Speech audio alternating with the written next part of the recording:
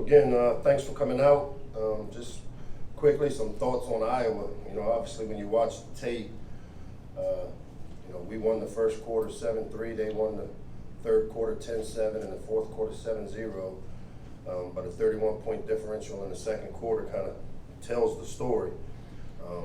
And it kind of took place after one of our emotional leaders of our team was injured. And for us, as we develop our team, that's one of the things, as you guys know, I always talk about, it's got to be a next man up mentality. I thought when Dante went out, obviously the fumble on that play is what started our downward spiral there in the second quarter, and we never really recovered from it. I think we're a better team than what we showed on Friday night. There's no doubt about that. We're sitting here 4-1 after 5 games, so I don't think there's a need for us to panic. I got a lot of confidence in this team. This is a team that I feel is still together, that plays very well together, that understands the standard that we've set, and knowing that we didn't meet the standard on Friday night. And I'm confident that we'll respond the right way, both as coaches and players. Going on to Ohio State, obviously another tremendous challenge. We're in the conference play. They're one of the top teams in our conference year in and year out. They've got an explosive offense. I see a defense that has improved the last couple of games here. They got receivers that create explosive plays down the field. Their front seven on defense has done a really good job all season long, and I expect it to be a tough game for us. I know our players are excited about the opportunity to go on the road and play a good team and have an opportunity to try to respond and play to the standard that we set. We got to put last Friday in our rearview mirror and not let it affect us moving forward. And I expect us to do that, and we got a great opportunity. The captains for this week is Jalen Duncan, Darrell Chami, and Nick Cross will lead us up into Columbus. To hit the Dante Demas, Dante is out, season-ending knee surgery here this week. Obviously very devastating for a player that I felt was playing at a very high level. But what that means for us is that the next man has to kind of pick up some of the slack that losing a player of Dante's caliber. And I'm sure Dante will do everything he can, as he said, going up into the tunnel to come back, whether it's here in Maryland or hopefully at the next level. So with that, I'll open it up with any questions. So raise your hands if you have questions. We'll get a mic into your hand. Start with Dave Preston to your right. Coach, it feels like they've had this ridiculous succession of quarterbacks the last couple of years. Haskins 2 years ago, Fields last year, this year C.J. Stroud. How does he differ from them? What makes him such a tough player to contain? Yeah, very strong arm, accurate thrower, and has very good functional athleticism for a young player. He's a guy that I think will continue to get better and better for them, but he's definitely the guy that makes it go. He makes pretty good decisions with the football, gets it out quickly, and I think he's very a mixture of both Haskins and Fields. I mean, you don't see him necessarily run maybe like we saw out of Justin Fields, but he has the ability to do that. You see him make all the throws that he needs to make to the field, the boundary throws, the big post. So for a young player, I've been very impressed with what I've seen on tape.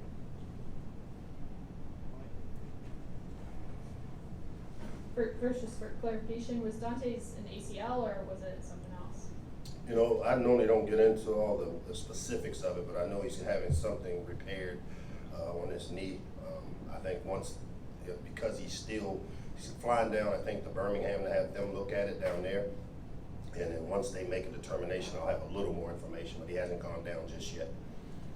And then I was just curious, I think you said after the game, the key is not to let one loss turn into another one. Is there anything as a staff that you look for in your players to kind of see that they're not going to let that happen?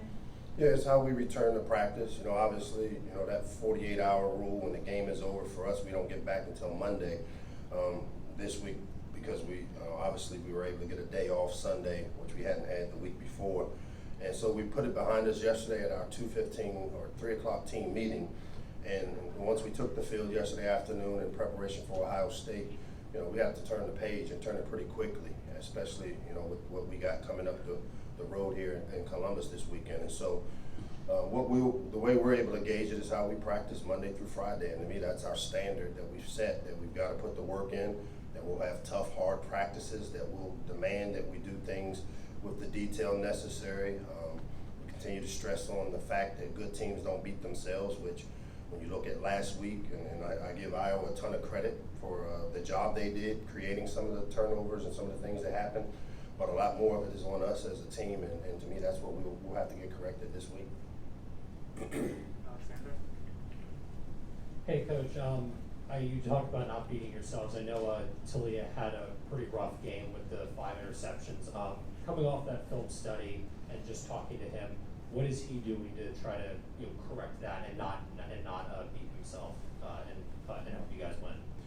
Yeah, again, he's played pretty good football for us up into that game, and I do think, as I look back on it, and again, we're not into excuses or complaining or bitching about how things transpired, but to me, that game, I'm going to put it as an anomaly. It's not the standard. It's not what we've seen. And so what I would hope to see Talia continue to do is the things I saw him do the 4 weeks prior, where he took great care of the football. And, losing Dante because of the connection those two had, I think affected him. I told the story when I walked out on the field and Dante was down.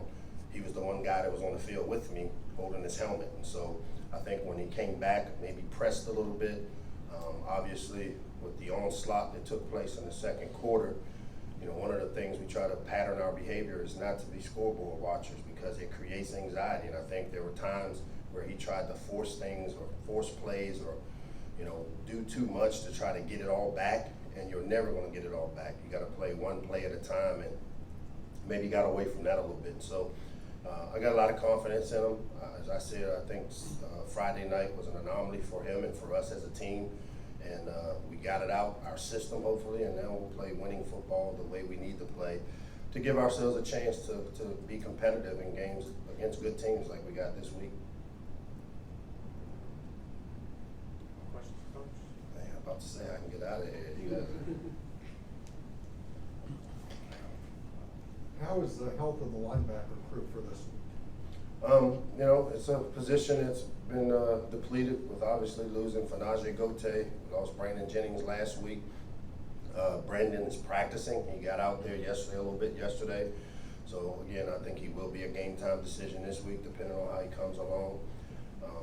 Ruben Hippolyte was able to play, the whole game last week, and then, we were able to get Jeremy Spragans and Amal McCullough. So, we don't have the depth that we started out with at that inside linebacker position. But, we've got enough guys there that can play winning football for us. Is Cida Smith injured? Osita has been banged up, and as of right now, Osita's still working back, but he has been banged up the last couple of weeks. Osita. I know you're only looking at this one this week, but when you look at kind of the Big Ten, this division particularly, it makes the schedule really hard, but in some ways does it give you opportunities to show that Maryland is taking a step forward and competitive with those type programs? Yeah, you're exactly right. We're not looking beyond this. We do know the Big Ten East, this side of the division, is a tough division. Having been in this league, really competitive teams, but the Big Ten as a whole is. And so, anytime you get into conference play, for us, these are great barometers to see where we are. Again, I'm happy where we sit at 4-1. I think these are great great opportunities for us to really gauge how far we've come as a program. And as I said, Friday hopefully is an anomaly for us, and that we can go play competitive winning football by doing the things that we set as our standards. And I'm looking forward to that opportunity against Ohio State. Thank you, Coach. Dave has one more. Coach, you guys have already won on the road this year. Champaign is not Columbus. So what is it like going into the Horseshoe, leading young men with that crowd? Yeah, I think the big thing for us is controlling the things we can control. For us, when you go play on the road, it forces you to really focus on the job at hand that you have to get accomplished, and you're not able to rely on the elements. Our crowd was great there in the first half of our game. there against Iowa, and to have that type of support is great. But what you've got to do is rely on your fundamentals and your training when you go on the road, and you kind of got to band together. And then, you know, for us, the key is in road games like that is to get it into the fourth quarter. And then when you do that, anything can happen. And I think we train to win in the fourth quarter. We train for 4-quarter games, and when you go on the road, the key is to try to get it to that point. Thanks.